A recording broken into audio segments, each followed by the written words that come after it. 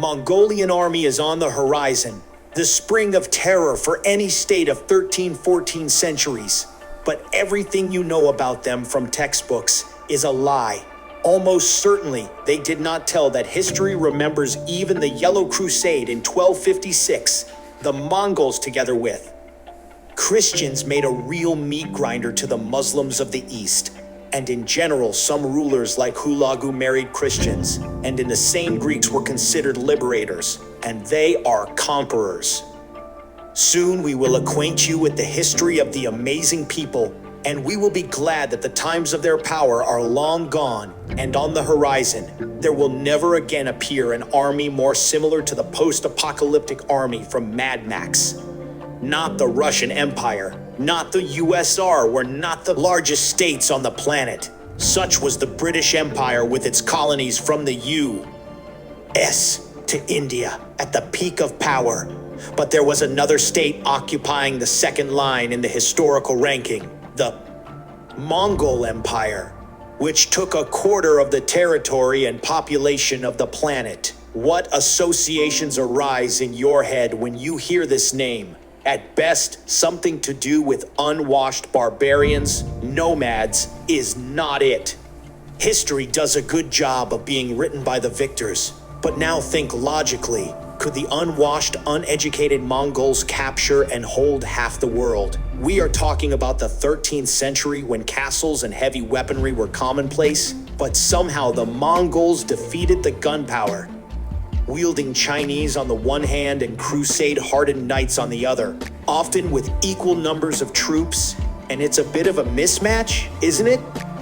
The fact is that Europe and Asia are not too comfortable to admit the fact that in the past their state and military systems did not compare in any way with what the Mongolian Empire, so textbooks as much as they can make the guys look like barbarians, but in the next couple of minutes, we will fix everything. Get ready to learn how the Mongols became the parents of modern traffic rules. They revolutionized siege and delivered parcels at a speed that is still undreamed of today.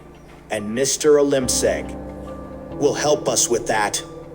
The name probably seems strange to you, and it's true because it has a touch of Buddhism, which was already spreading in Mongolia, competing with traditional shamanism, mainly because it consisted of thousands of different tribes that were united by an ingenious system of governance. But from this point on, our Olympseg on his horse stands in front of the Great Chinese Wall. It is 1,213, and the Mongolian army clearly proves that in terms of defense. The Chinese Wall is not the best defensive structure in history, but a joke. What is the point of 9,000 kilometers if the Mongols just captured one fortress and drove their 100,000 troops through it? Our Olympseg is thinking about something similar, rubbing his metal helmet. Yes, metal. The Mongols were not just gardeners with bows. They had a great heavy cavalry. Mr. Olympseg is armed with a longsword, shrouded in iron laminar armor, and wears a huge square shield that protects from arrows when storming the fortress. History textbooks are tactfully silent about this, aren't they? They are silent about the fact that our Olympseg is a nuker. It's funny that of all the armies, the Mongolian one is the easiest to understand. 10 nukers like our Olympseg make a dozen, 100 and 100, 1,000 and 1,000 and 1,000, so on according to the decimal system. The largest army could have 100,000 nukers, but the zest is in another way. The zest is that all members of Olympseg's nukers are relatives, and members of the 100 that holds the fortress on the Great Wall of China, distant relatives, or guys from the neighboring village. Genghis Khan, the ruler of the empire, did a cunning. Like Roman generals, he made up the cells of the army from close people, and they are literally ready to die for each other. And at the level of hundreds begins a mini competition, because 100 relatives of our Olympseg very much wanted to prove to 100 guys from the neighboring village that they will capture their part of the castle faster, right? After a joint battle, Neighbors in the territory forgot their former enmity and became friends. From such small cubes, the empire was formed. In 1206, which is considered the beginning of the Great Mongolian State, Mr. Temujin took the name Genghis Khan and issued a code of laws called Yasa Genghis Khan. It laid down the division into tens and hundreds, and at the same time, in a kind of constitution, was prescribed the duty of mutual assistance and trust. Cowardice and treachery were suppressed at the state level, and it was also about enemies. Respected those who stood for their own to the last.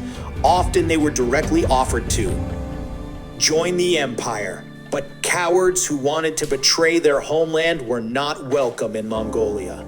At the same time, a couple of important points were regulated at the highest level. One of them you will like. Whoever is behind is to blame. Let's say our Alimseg is riding behind a comrade and notices his coin purse falling. Alimseg is obliged to pick it up and return it as he rides behind and must watch his friend's back. For violation of the rule, even the death penalty was threatened. So in battle, Mongols were literally responsible for the comrade in front. And you know what else our Alimseg is satisfied with. Because by the fall of 1213, China had practically fallen. And this meant that he and his hundreds of acquaintances will fall off a tidbit of land with peasants and space for nomadism. The main will be Noyon, similar to European principalities. He will be required to establish village life and build a courier station like the post office. Genghis Khan, in that very mini-constitution, prescribed that every village should have a post office. It had horses for replacement, food and drink, and total protection. Such a post office has already been written on the Chinese wall. That is why, in a short time, the Mongols captured the whole northern China, because the orders of Genghis Khan reached thousands and hundreds, but very quickly.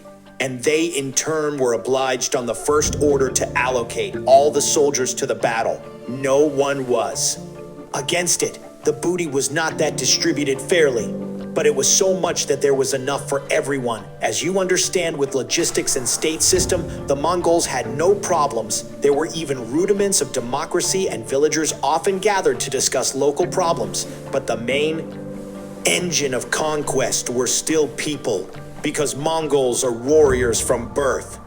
Our Alimseg does not remember life without training. At the age of 3, his mother tied him to the saddle and rode him around the yard for hours. At the age of 5, Alimseg already had his own bow, shooting from which he spent several hours a day. At the age of 10, he already attended hunting and felt better in the saddle than your butt in the chair. The Mongols used stunted hairy horses, which was a killer combination. On the one hand, such a horse is not afraid of cold weather and can pluck grass right on the move. And on the other hand, our trained Alimseg at this moment quietly sleeps right in the saddle. This is another bonus in the piggy bank. The speed of movement of Mongolian guys, which was incredible.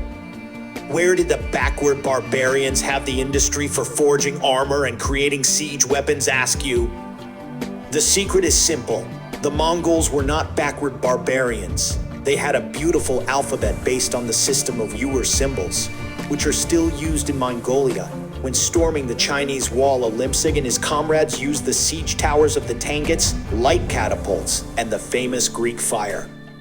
Well, after the conquest of China, they turned to the full. Genghis Khan was a smart guy, and all the creations of Chinese engineers have benefited the horde. By the time of campaigns to the west, the Mongols have already used handheld gunpowder shells, Chinese siege catapults, and even heavy crossbows. One such was served by hundreds of people and inflicted terrible damage to the defending. Learning is the main strength of the Mongol Empire. Seeing someone promising technologies, the guys immediately learn to use them. The same can be said about the tactics of fighting, which were first borrowed from the same Chinese. Genghis Khan actively used intelligence, spies, and never threw the enemy meat, as it likes to draw modern movies. On the contrary, the Mongols studied the enemy and, with sudden blows, dismembered the army, ambushed, and made the most intimidating effect. After the conquest of China, the Mongols looked to the west. You all know how it ended. The conquest of the entire Middle East, along with the assassins and other small states. At this point, Genghis Khan had already died, but our Olimseg could still catch the time of the complete defeat of the Crusaders in 1241. The Mongol army actually destroyed the chivalry of Europe, with battles in Poland and Hungary. Byzantium paid off only with huge money, half of. Ukraine was burning, and the other half paid tribute. Mongols once again evolved, taking the most powerful Persian trebuchets from the conquered countries, and the tactics of fighting guys combined with a huge army. Left no one any chance. On the other hand, logistics and mail worked perfectly, and the nomadic way of life quietly fed the warriors if necessary. Our Limpsec can slightly open a horse's vein to drink a little of its blood and move on. But what went wrong? The answer is simple. Ordinary human greed, pride, and avarice. Genghis Khan always personally appointed commanders of large units and kept his hand on the pulse of the state. After his death began a mess. In his will, Khan appointed his son Ugadai as successor. He was elected, but the younger son, Tului, was more popular in the army. It was conflicts for power between the heirs of Timuchin, but not that they resulted in conflicts. But the development of the horde certainly hindered.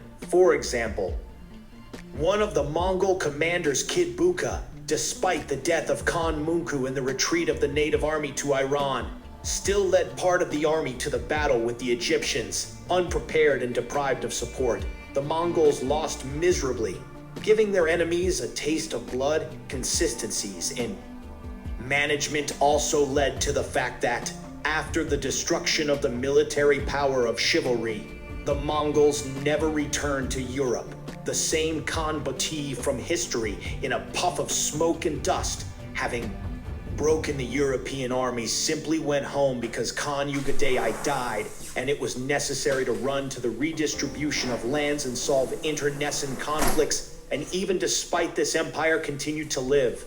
Perhaps the most powerful heir of Genghis Khan was his grandson Ubalaya. It was he who founded the Chinese dynasty Yuan, which to this day is considered an official part of the history of the Celestial Empire, but only after the most difficult civil war inside Mongolia, which lasted 4 years under Genghis Khan. There was no such thing. By that time, the state was a complete mess. Kubilai's mother was a Christian, and on the vast territory of the Khanate, you could find any possible religious denomination. In addition to progressive thinking, Kubilai divided China into 12 federations for easy management, promoted the ideas of Buddhism, and was a very educated guy. This is one of the main mistakes of history textbooks, because the heir to the Mongol Empire is not modern Mongolia and China. Do not believe me? Look in a Chinese history book. You know who is listed there under the dynastic name of the founder of the dynasty? Kubilai Khan. So the question of whether to love or hate the work that our Limsic did is quite complicated. On the one hand, history knows that the Mongols slaughtered entire cities. But on the other hand, they showed the world what can be done with the provision of the army, training, logistics, and science. In addition, many scientists are inclined to the fact that if not for the Mongol Empire, similar campaigns to the west would have been made by China. And there is also a theory that it was not internecine warfare that destroyed the horde. Recently, historians believe that it was destroyed by the plague, which thanks to luxurious trade routes traveled through the empire as at home. But this is another story. But for now, it is worth knowing that the Mongols were not such devils as they are described. Again, we are talking about an era when people with hundreds of thousands killed each other for religious reasons, and witches were burned at the stake. So whatever the Mongols were, they are a significant part of the history of the planet, and we cannot forget such things. See you later, friends.